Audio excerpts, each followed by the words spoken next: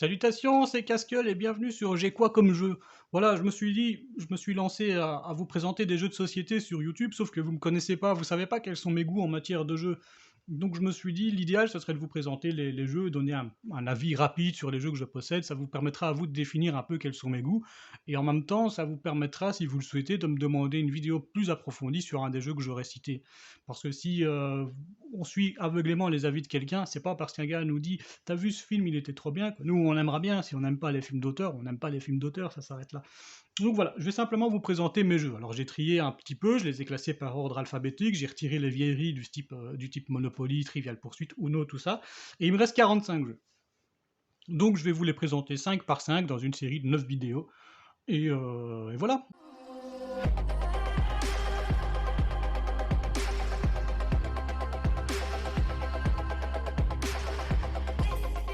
Dès le premier épisode, il y aura déjà du lourd parce qu'on commence donc avec Iron's End, hein, qui commence par A, qui est directement un de mes jeux préférés. À savoir qu'avec Ion's End, j'ai aussi 2 extensions pour l'instant. Il y en aura d'autres qui sont sorties, mais pour l'instant, j'en ai que 2, à savoir donc Les Sans Nom et Les Profondeurs. C'est un jeu de deck building coopératif de 14 ans et plus, de 1 à 4 jours pour des parties de 60 minutes. Moi, j'y ai toujours joué qu'à 2, ça tourne très bien à 2. Alors, qu'est-ce que c'est qu'un deck building? Pour ceux qui l'ignorent, parce qu'on va quand même beaucoup parler de deck building, hein, vu que j'aime bien ça, il y en a pas mal dans ma ludothèque. Un deck building, c'est un jeu où on va construire son deck en cours de partie. Donc, on va avoir des cartes dans notre main au départ qui sont assez merdiques, mais qui ont une valeur monétaire qui va nous permettre d'acheter de nouvelles cartes sur le marché pour remplacer un petit peu les cartes qu'on a, ou en tout cas pour rajouter. Et au fil de la partie, notre deck va s'améliorer de plus en plus. Donc Magic ou Yu-Gi-Oh ne sont pas des deck building, ce sont des TCG, des jeux de cartes à collectionner. Là, un deck building, c'est un jeu comme Aeon's End ou Dominion ou Clank, qu'on verra aussi d'ailleurs dans cet épisode-ci. Voilà, j'ai déjà spoilé la fin, mais bon, c'est pas très grave. Donc, qu'est-ce qu'il a de particulier, Aeon's End? C'est que on joue des mages pardon, qui vont affronter un boss. En fait, nous, on est les derniers remparts de l'humanité. Il ne reste plus qu'une seule cité, c'est Gravenhold, et nous, on est juste une poignée de mages qui vont protéger cette ville, et c'est notre dernier espoir. Voilà. Ce qu'il y a de particulier, c'est qu'à chaque boss qu'on va affronter, on va complètement changer le gameplay du jeu, et ça, c'est vraiment très cool, quoi. Voilà. Par exemple, Rage Incarné, c'est une grosse brute qui va invoquer des gros monstres et qui va frapper fort. C'est pas très subtil, mais ça n'empêche pas d'être quand même assez fort. On voit qu'il a un niveau de difficulté ici, c'est un niveau 2. Celui-ci, par exemple, qui aura une stratégie complètement différente, c'est un niveau 4. Bon, je vais pas tous vous les passer en revue, mais sachez qu'il y en a qui vont plutôt attaquer le magasin, il y en a qui vont attaquer notre deck, il y en a qui vont... je sais pas, ils ont tous des stratégies vraiment très différentes, donc ça c'est vraiment chouette. Ce qui est de particulier à ce jeu, c'est qu'on ne mélange jamais notre deck. C'est-à-dire qu'on joue les cartes comme elles viennent, hein, voilà. Ensuite, on les défausse dans l'ordre souhaité, ce qui fait que quand on a fini notre deck, on reprend notre cimetière et on le retourne sans le mélanger. Donc, si on a réussi à réunir nos combos ensemble, eh bien, ils vont ressortir ensemble à notre pioche, et ça, c'est vraiment chouette. Autre particularité, c'est qu'on ne joue pas dans l'ordre des aiguilles d'une montre, mais dans l'ordre d'un paquet de cartes, le paquet du tour. Par exemple, si on joue à 2, on va avoir 2 fois la carte joueur 1, 2 fois la carte joueur 2 et 2 fois la carte Némésis. Ce qui fait que si on n'a pas de chance, eh bien la Némésis pourrait très bien jouer 4 fois de suite. Imaginons que ce soit moi qui joue, ensuite c'est le joueur 2, puis c'est le joueur 1, puis c'est encore le joueur 2, ensuite c'est 2 fois la Némésis, bah c'était pas de bol. Ensuite on a fini le paquet, donc on le mélange et on recommence, et là on repioche 2 fois la Némésis, et bien là je vous dis, on est très mal. Enfin bon, ça c'est un cas qui arrive assez rarement. Honnêtement, Aeon's End, c'est un jeu que je ne peux que vous conseiller. Bon, là, j'ai enlevé le thermoformat, j'en ai refait un moi-même en carton plume, histoire de pouvoir rentrer toutes les cartes. J'ai encore pas mal de place, hein, parce que là, j'ai mis une boîte avec juste quelques jetons. C'est juste pour maintenir les cartes. Mais j'ai prévu d'acheter encore les 2 autres extensions qui sont sorties en petite boîte, hein. Je pense pas que je vais prendre la guerre éternelle, surtout en sachant qu'il y a normalement un Legacy qui doit venir. J'ai pas encore de jeu Legacy, et je me dis mon premier pourrait très bien être un Aeon's End. Mais donc qu'est-ce qu'il y a qui est sorti? C'est le vide, et l'autre je sais plus le nom. Mais ils ont l'air intéressants, on verra si je les prends ou pas. Donc voilà, Aeon's End, vraiment, bon déjà j'aime bien les deck building, mais celui-là en particulier, c'est vraiment un de mes deck building préférés, peut-être mon préféré. J'ai pas pété, hein, c'est pas moi, c'est Aeon's End. Ensuite, on est toujours dans les A. avec Android Netrunner. C'est encore un jeu de cartes, mais cette fois-ci, c'est pas un deck building, c'est un LCG. C'est un jeu de cartes évolutif. Donc Magic aurait pu être un jeu de cartes évolutif, sauf qu'il ne l'est pas, hein, puisqu'on doit acheter des boosters pour avoir nos cartes. Il y a un phénomène de rareté et tout ça. C'est pas le cas ici. Imaginons qu'Android Netrunner sorte aujourd'hui et que j'achète la boîte de base, et bien rien qu'avec la boîte de base, j'ai toutes les cartes du jeu. Si je l'ai vu en plusieurs exemplaires, il va juste falloir que j'achète plusieurs fois la boîte de base, mais ça s'arrête là. Moi, j'ai juste la boîte de base, en un seul exemplaire. C'est un jeu de Richard Garfield, donc c'est le même auteur que Magic, hein, entre autres, et c'est dans l'univers cyberpunk. On en a entendu un petit peu parler dernièrement, pas forcément bien. On va jouer un runner, donc qui est en fait un hacker qui va attaquer, ça se joue à deux, hein, qui va attaquer une méga corpo. Et donc là, Megacorpo va plutôt jouer défensif, elle va avoir dans son deck des projets qu'elle va devoir financer et terminer, donc faire aboutir ses projets pour gagner des points. Alors que le runner, lui, il va attaquer et il va essayer de voler ses projets à la corpo avant qu'ils ne soient financés. Le premier qui marque 7 points de projet remporte la partie. Donc on n'a pas besoin de calculatrice, ni de compteur de points, ni rien. Simplement, on marque 7 points et c'est terminé. Bon, je ne vais pas vous montrer tout ce qu'il y a dans la boîte, ouais, surtout que c'est pas ultra intéressant. Donc la corpo va plutôt jouer défensif en mettant des cartes face cachée à l'horizontale qui vont représenter des firewalls, mais ils appellent ça des glaces dans le jeu. Et le runner, lui, il va attaquer ces firewalls et il va devoir parfois payer les conséquences parce que certains firewalls sont très dangereux. Et je peux vous dire que, bon, je ne vais pas rentrer dans le détail, hein, mais dans le style jeu de cartes comme ça, d'affrontement, LCG, Android, c'est vraiment du lourd. Si vous aimez Magic ou Yu-Gi-Oh!, Android Netrunner, foncez. Bon, moi, j'ai pas pris d'expansion parce que je l'ai... Bon, c'est un de mes premiers jeux. En fait, je l'avais avant de me lancer vraiment dans les jeux de société. C'est pour ça que la boîte est un petit peu vieillie. Mais quand je l'ai pris, c'était déjà un petit peu sur le tard, je vais dire.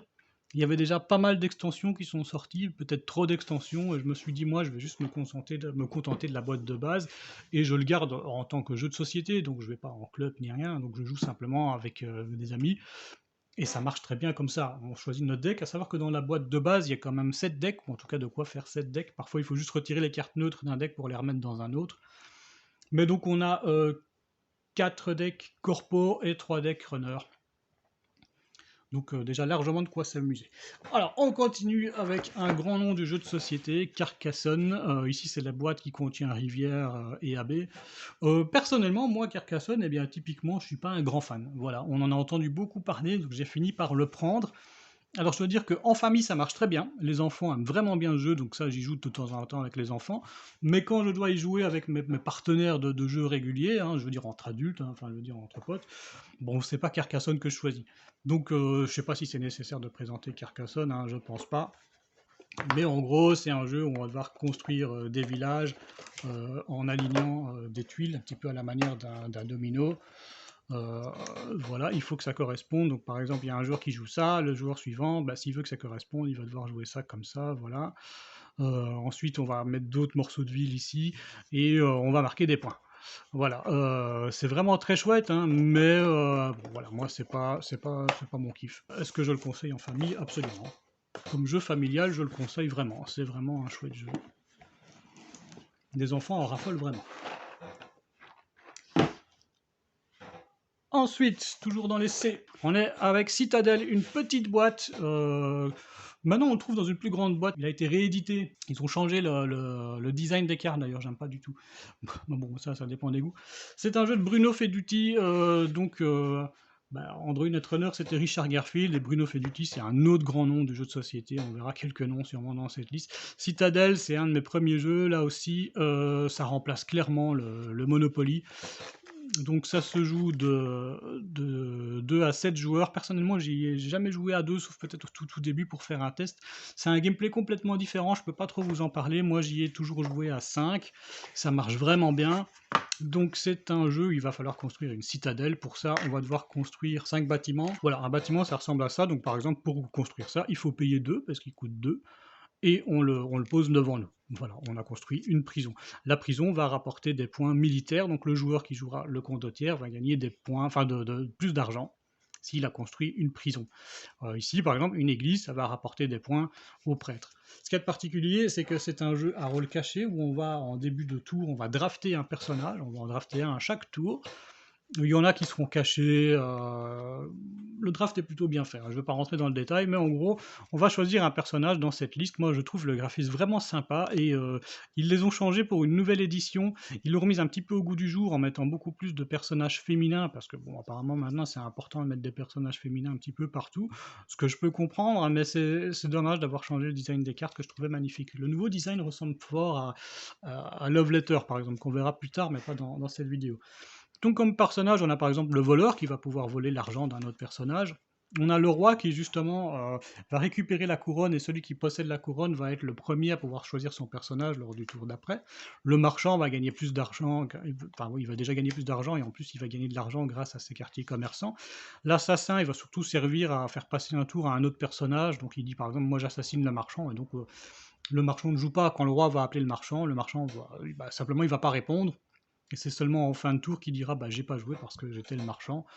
Donc c'est pas un rôle ultra important, mais c'est toujours intéressant de faire passer un personnage ou en tout cas de l'interdire de jouer. Quand on arrive en fin de partie, on se dit là il va commencer à falloir fabriquer plus vite, donc celui qui compte terminer la partie va sans doute jouer par exemple un architecte.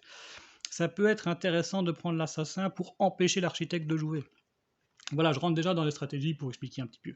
On a le condottiere donc qui peut détruire les bâtiments des adversaires en payant une partie du coup. L'architecte qui peut construire 2 bâtiments à la fois et qui va gagner aussi un petit peu plus d'argent. On a l'évêque qui est protégé des bâtiments, des attaques du condottiere et qui va gagner de l'argent grâce à ces bâtiments religieux. Et on a le magicien qui va pouvoir échanger sa main contre celle d'un autre joueur ou contre la banque, hein, s'il le désire. À savoir que même si sa main est vide, il peut l'échanger contre une main pleine, donc c'est plutôt intéressant dans certains cas. Voilà, donc c'est vraiment un chouette jeu que je ne peux que conseiller. En tout cas, en famille, ça marche très bien. Avec les enfants, ça marchait très bien aussi. Ils ont vraiment bien aimé. Citadel, petite boîte mais un grand jeu. En plus ça passe partout, ça rentre dans la poche de la veste, dans la boîte à gants de la voiture. C'est typiquement le jeu que je prends pour aller en vacances. Les parties sont quand même assez longues, hein, comme je disais, 45 minutes, mais on peut les définir à l'avance. C'est-à-dire que normalement on joue sur une construction de 7 bâtiments, mais comme indiqué dans le manuel, mais ça on fait comme on veut, on peut définir en début de partie qu'on va jouer que sur 5 par exemple. Ensuite le dernier pour aujourd'hui, toujours dans l'essai, comme j'avais dit, eh bien c'est Clank, c'est toujours un deck building. Cette fois-ci, on n'est pas en coopération, mais bien en affrontement de 2 à 4 joueurs, de 30 à 60 minutes, et c'est du 14 ans et plus, c'est marqué dans le fond, voilà. A savoir qu'on a aussi une application qui est gratuite qu'on peut télécharger qui permet de jouer en solo pour ceux qui le désirent. Petite particularité ici, bah, c'est qu'on va avoir un plateau de jeu. Et donc on va diriger avec nos cartes des petits Indiana Jones en herbe qui vont devoir s'enfoncer dans un donjon pour aller récupérer un trésor. À savoir que plus on s'enfonce profond dans le donjon, plus le trésor aura de la valeur. Le truc c'est que le premier qui va récupérer un trésor va enclencher un mécanisme de fin de partie qui fait qu'on a plutôt intérêt à sortir du donjon. Donc celui qui est plus loin dans le donjon, évidemment, il va mettre plus de temps à sortir. Mais il va gagner plus de points s'il y arrive. On est obligé de jouer toutes les cartes qu'on a en main, y compris les cartes Clank. Les cartes Clank, c'est les cartes qu'on n'a évidemment pas envie de jouer parce qu'elles représentent du bruit. Chaque fois qu'on fait du bruit, on va rajouter un petit cube de couleur dans le sac qui représente le dragon. Et quand le dragon va attaquer, on va simplement piocher des petits cubes dans ce sac. Si ça tombe sur notre couleur, eh bien le dragon nous attaque, c'est aussi simple que ça. Cette fois-ci, on a un marché dynamique sous forme de rivière avec, je crois, 3 cartes qui restent fixes. Clank, vraiment un très très bon deck building, encore une fois, que je ne peux que conseiller. Même si ma préférence va bien sûr à Aeon's End, Clank est vraiment très bon. Il est peut-être plus familial qu'Aeon's End. Aeon's End est un petit peu plus expert, peut-être, si on peut encore utiliser ce mot aujourd'hui, parce que je vois pas trop parfois la différence entre un jeu expert et un jeu familial. C'est juste une question de goût, je pense. Voilà. Donc c'est tout pour cet épisode. C'était donc l'épisode 1, et on se retrouve bientôt pour le deuxième. Salut!